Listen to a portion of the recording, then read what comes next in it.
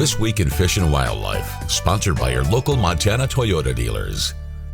Thursday morning time once again for This Week in Fish and Wildlife. We're at Region 3 headquarters. Joining us this morning, Sergeant Matt Wemple. Matt, season's underway. How things going for the most part from the law enforcement perspective? This past weekend's been pretty quiet. Opening weekend, weather was a lot warmer. We had a lot more hunters out.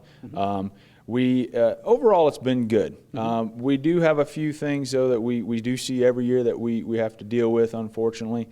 And one of those is the taking of spike elk. There are many districts in southwest Montana where the taking of spike elk is not legally allowed. And people make an honest mistake sometimes. They shoot an animal that's in with a bunch of cows or something like that. They don't take a minute to check and make sure they're shooting at the right animal, and they shoot a spike. Most of the time they'll call us, they'll tell us about it, and we have to take the animal from them. They usually do get cited, but it's much more minimal than if they would have tried to hide it or not report it. But being that said, we just want to kind of review with folks what types of animals are legal in certain districts and which ones aren't.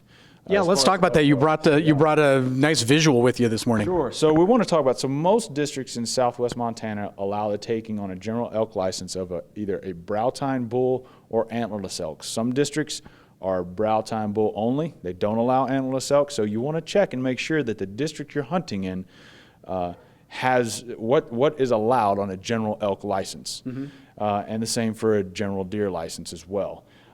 So we want to talk about what a brow tine bull is. So you see here we have one side of an elk antlers, and you're basically looking at the main beam. That's the long branch of the elk antlers, and then off of the main beam you have tines coming out, and right above the brow or the forehead of the elk is what you call the brow tines. These two long tines coming off of the main beam, and that's what a legal brow tine bull would look like. It doesn't have to be this long. It could be half this length even, or shorter, barely, but as long as it's coming off of the main beam at the brow, that's a brow tine bull. That's legal.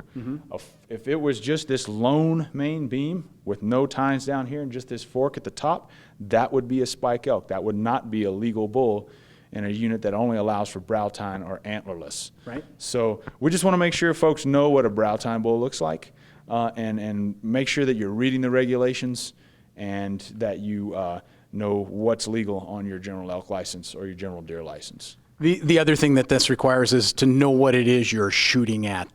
Don't just start firing away. Absolutely. Frequently, a lot of times we'll get these situations where there's a massive herd of elk, 200 to 300 animals in a herd, and people start shooting at them before they separate. Well, one bullet into that herd could hit 3-4 animals easily. Then we have multiple dead elk on the ground people don't have licenses for. We have game going to waste. We have someone is not going to be able to eat that animal. And then we have animals removed from the resource that a hunter with a license could have possibly harvested at some later time. So we want to make sure that, wait, be patient. I know that's easier said than done, but be patient, pick your shots carefully. If you can't take a clean shot at one animal, then don't take the shot.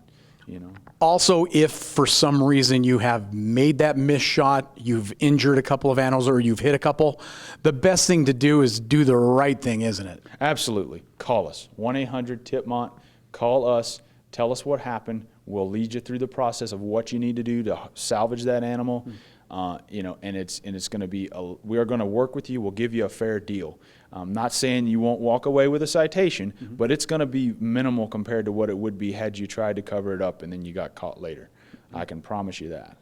The other thing is once you've shot that animal and you take it out, make sure you're doing the right thing when you come out and check those game stations. You got to leave the sex on there, some of those other things. Absolutely. So all animals are required to have evidence of sex attached to the carcass. Now, this could be in one of several different ways. Let's say you shoot a buck white-tailed deer and you bring it out whole with the skin on and the head attached to the entire carcass. As long as the antlers are attached, then that's evidence of sex. If you're in the backcountry, you have to quarter that elk up and carry it out. You need to leave evidence of sex, which would be the genitals or another organ that would identify the animal's sex, attached to the largest portion of meat that you have, which would be one of the hindquarters in most cases. Sounds to me like the best piece of advice is to make sure you know your regulations, where you're hunting, and everything you need to know before you head out there. Absolutely. I mean, the regulations, let's face it, they can be complicated. And so, when you're going out hunting in a particular area, open up the regs to that specific district, read carefully what you're allowed to take on what licenses you have, that whether that's general elk, general deer, a deer bee, whatever the case may be. That's perfect. Again, Sergeant Matt Wemple joining us this morning from Region 3 headquarters. Thank you, Matt. And that's This Week in Fish and Wildlife. This Week in Fish and Wildlife was sponsored by Toyota. Let's go places.